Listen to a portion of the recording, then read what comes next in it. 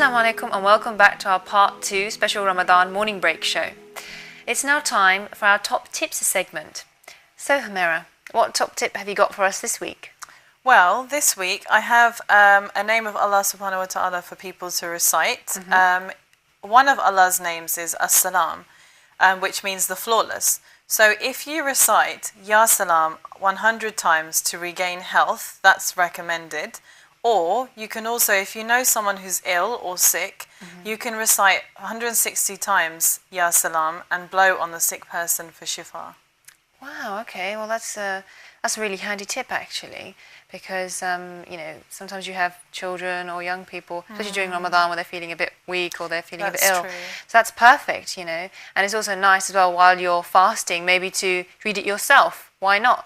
To give you, you know, sustenance and to help you through your fast, maybe. And I know we've touched on this before, but I do really like the way that Allah's names have such different meanings. And I know we've talked about this before, that why does this name mean, why is this name good for that? And why is, for example, As-Salam, why is that to help a sick person?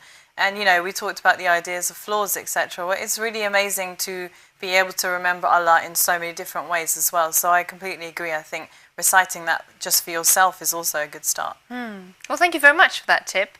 I'll definitely be using that this holy month of Ramadan. Inshallah. Well, now it's time to actually go and see what Sister Masuma has to say on the Nutrition Kitchen. Let's take a look.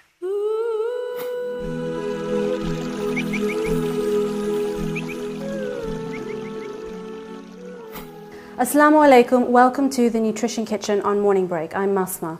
I'd like to wish you all a Mahim Ramadan Mubarak. It's a time not only for spiritual rejuvenation, but physical rejuvenation. Fasting gives our body a break from all that toxins, chemicals and foreign matter that we consume the whole year. It gives our organs a chance to eliminate all the bad things and waste from our bodies. So it's really important to make sure that we eat the right foods. Mahi Ramadan, we can either improve our health, but with the wrong choices, we can actually worsen our health. So we've had a couple of emails in from you, the audience, so we're going to try and look at them one by one and answer them. Okay, so the first question is, and how does fasting actually help me physically? Okay, right, so fasting, as I said before, gives the body a break. It allows all your organs to rest. There's a lot of energy that's used in the digestion process. So finally, the body's energy can use it to heal itself. Our body has amazing capabilities, and especially the ability to heal itself. So as Imam Ali alayhi salam has said, illnesses stem from the stomach. If you look at modern researchers and scientists, Linus Pauling, a 2-time Nobel Prize winner, said every sickness, every disease, every ailment is down to a mineral deficiency. So it's down to what we put in our mouths and what we don't. Question number 2, somebody asked, as we're going to be breaking our fast late, what types of foods should we be eating? Okay, the types of foods you should be eating are carbohydrate foods. Yes, I know carbohydrates have a very bad reputation. But remember, what we want to do is we want to get quick energy and we want to be able to wake up for Sehri. So we need something that digests quickly and makes us hungry for Sehri. So example is you could have pasta, cheese, you know, carbohydrate, but remember, you're going to follow the other rules as well. You're going to eat in moderation and you're going to have small portions. So as long as you follow those rules, you won't gain any weight. There's a lot of mythical illusions that if I eat carbs late at night, I'm going to get fat. Not true. It's about the whole calorie intake you take during the day. So as long as you eat in moderation and small portions, carbs, a little bit of carbs, breaking your fast, it won't hurt. So as I said, a light snack, a sandwich, wholemeal pasta. You can use complex carbohydrates too. So try and incorporate that. You can have a little bit of protein like cheese, and particularly try and incorporate herbs into your breaking your fast. Obviously, when you first break your fast, as Hadith says, we break it with a date. It's a shame that we only use dates in Ramadan. We should use it throughout the whole year. One date is literally one balanced, healthy meal. It also rehydrates you quicker than a glass of water. And also, you know, the Prophet, peace be upon him, has said, if you're going to break your fast, break it with dates or break it with water. So our next question, we'll move on to the next question. What are the types of foods we should be having for Sehri? The 6th and 7th Imam have really emphasized the importance of waking up for Sahri. There's a special blessings during that time. So if you can, try and wake up, even if it's for a glass of water. I know it's difficult if you're working, but it's the holy month of Mahr Ramadan. We want to take the opportunity to gain as much blessings as possible.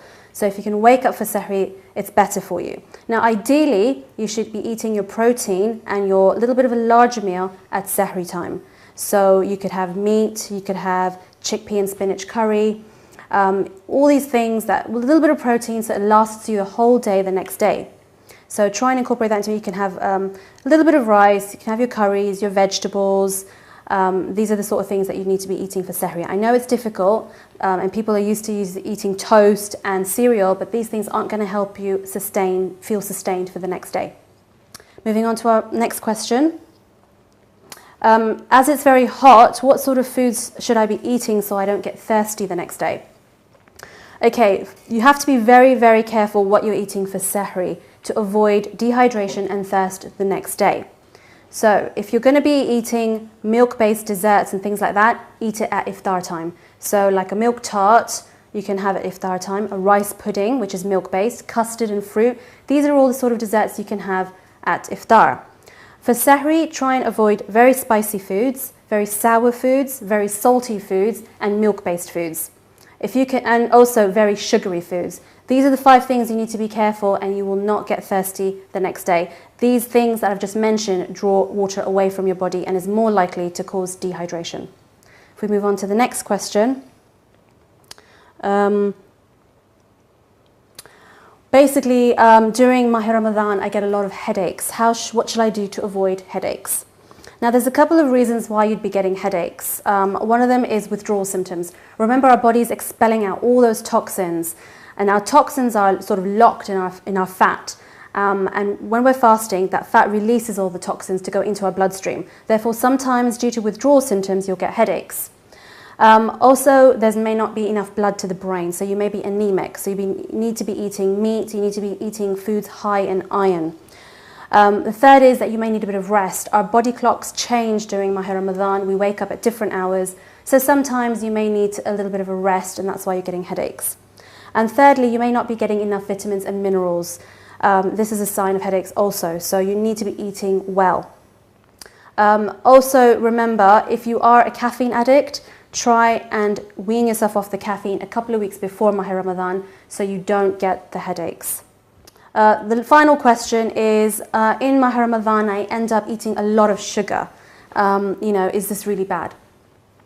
Yes, straight to the point. It is quite bad. I'm not saying don't eat sweet foods. Like, for example, if you have rice pudding without sugar, it won't be fattening. And remember, sugar is an anti-nutrient. Take a sponge and put it in a bowl of water. That bowl is your body, and the water is all your minerals and your vitamins. That sponge is sugar. It literally sucks up all the minerals and vitamins in your body. So during the time of Mahr Ramadan, try and reduce your sugar. We tend to increase our sugar intake. So try and reduce it and limit your sugar intake so you don't rob your body of all the necessary vitamins it needs. We're really lucky to be able to have the blessings and opportunities of Mahr Ramadan. So let's not waste it and hinder our souls getting closer to Allah by the food we eat. So on that note, stay tuned for all the future Morning Break episodes where we'll be showing you how to make different dishes for iftari and for sahri, especially lovely desserts as well. And if you have any questions, further questions about diet or about Mahr Ramadan, you can email me on morningbreak@ahlulbayt.tv. So until next time, Assalamu alaikum.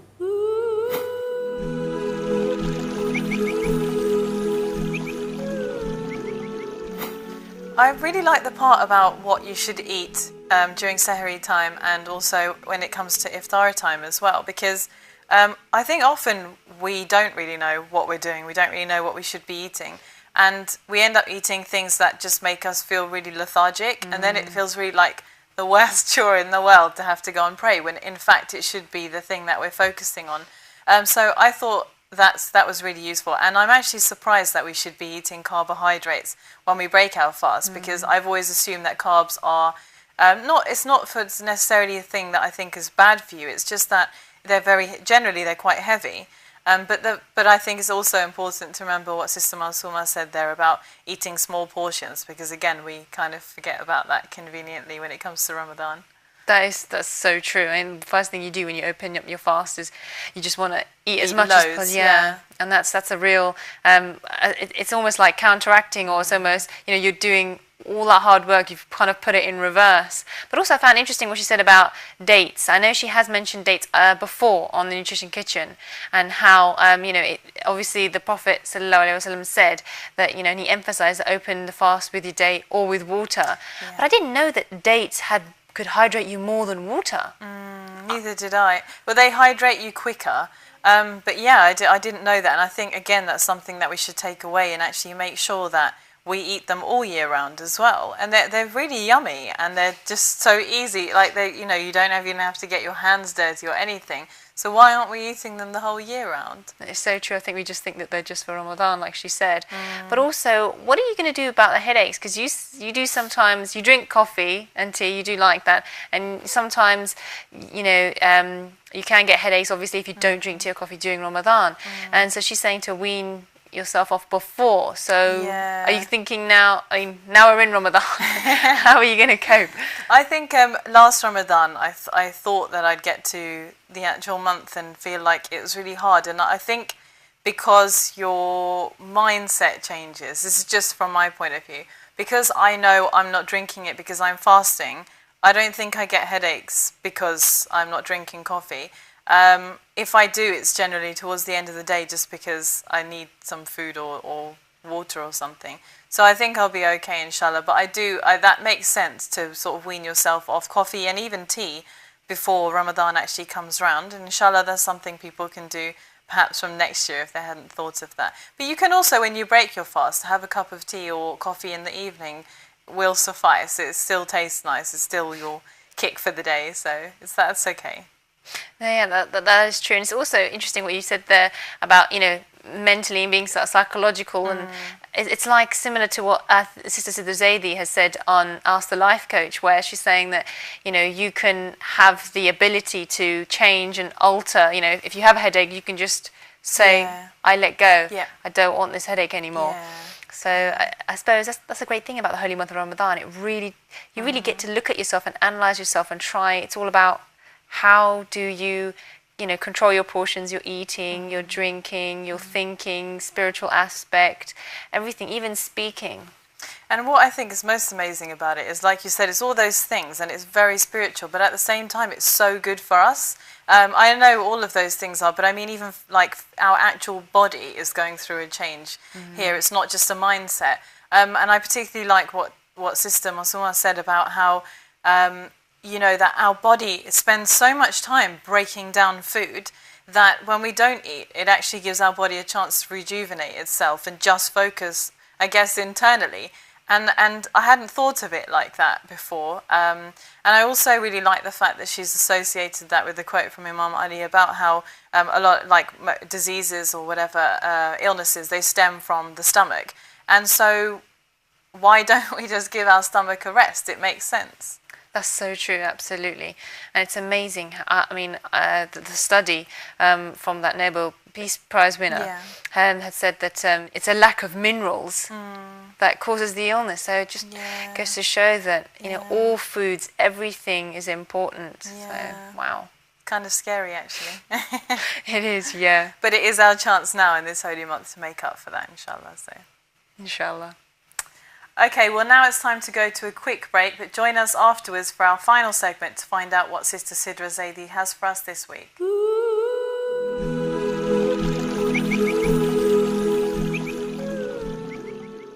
Right. One of Allah's names is As-Salam, which means the flawless. So if you recite Ya Salam 100 times to regain health, that's recommended. Or you can also, if you know someone who's ill or sick, you can recite 160 times Ya Salam and blow on the sick person for shifa.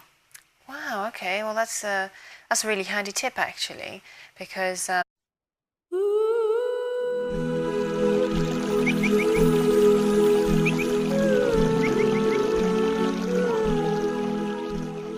Assalamu alaikum and welcome back to our part 2 special Ramadan morning break show. It's now time for our top tips segment. So Humaira, what top tip have you got for us this week? Well, this week I have a name of Allah subhanahu wa ta'ala for people to recite. We go and see what Sister Masuma has to say on the Nutrition Kitchen. Let's take a look.